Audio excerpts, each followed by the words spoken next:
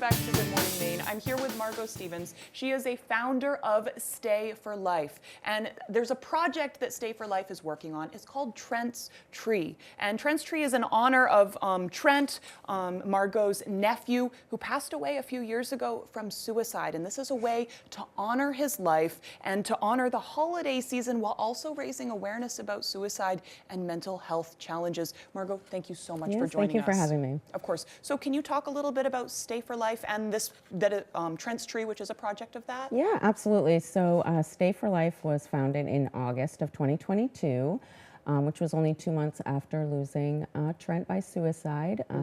Trent's my nephew.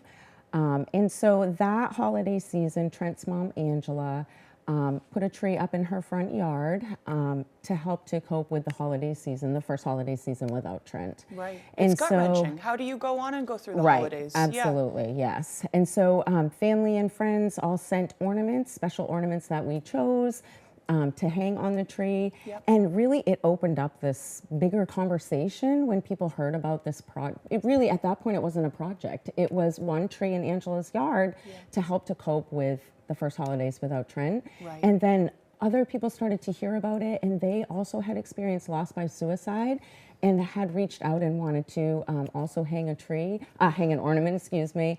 And so last year we decided, let's make this a project. You know, people need to grieve this, and this is one of those losses that sometimes is kind of shrouded in secrecy and shame sometimes to lose somebody by suicide. So we really felt like it was important to be able to open up that conversation. Yeah, I know. Everybody feels differently when somebody is lost by suicide. That's so true. It's isolating, but yeah. Yeah, absolutely. We had people that actually reached out to us and said that this was the first time they had been able to talk about their loss since it happened. And for some had been like decades. Yeah. And this was the first time. And then other people actually told us like this helped to open the conversation with their loved ones. They didn't know how to open a conversation about mental health, about suicide prevention. And so, because people can also, so when people go to the tree, they can hang an ornament in memory of Trent. You know, I will certainly hang many ornaments this year in memory of Trent.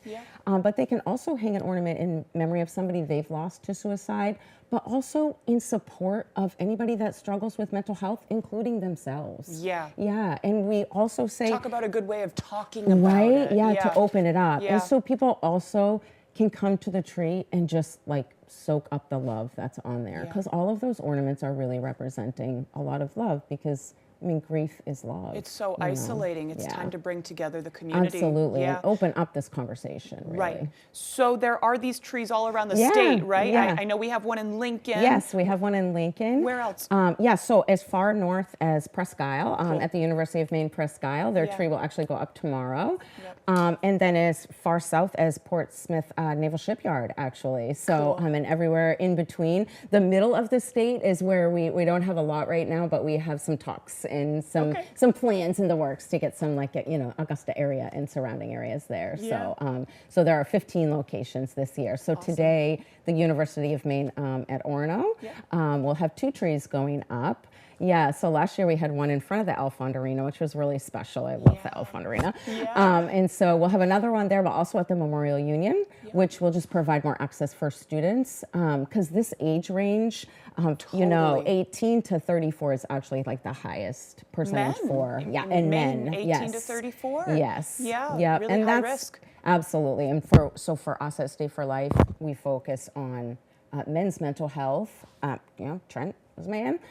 So we focus on that, but it's a lot. Men are expected to be big and tough and not talk about their problems. Absolutely. So we really just want to encourage all people, especially men, to reach out for that help when they need it. So they can reach out to you guys at Stay for Life? Absolutely, yes. We have a website, stayforlife.org, and so all of the Trent's Trees locations are right there on the stayforlife.org website. We do have Facebook and Instagram as well, Stay for Life, and so we post on there lots and lots and lots. About all of our events and happenings and things like that. We have events throughout the summer, motorcycle rides and cool things like that. So I'm just absolutely amazed at how you're turning your grief into action and mobilizing and making space for other people to share theirs and share the love. Margot, thank you so much for coming on and sharing. Thank you, I appreciate it. Of course.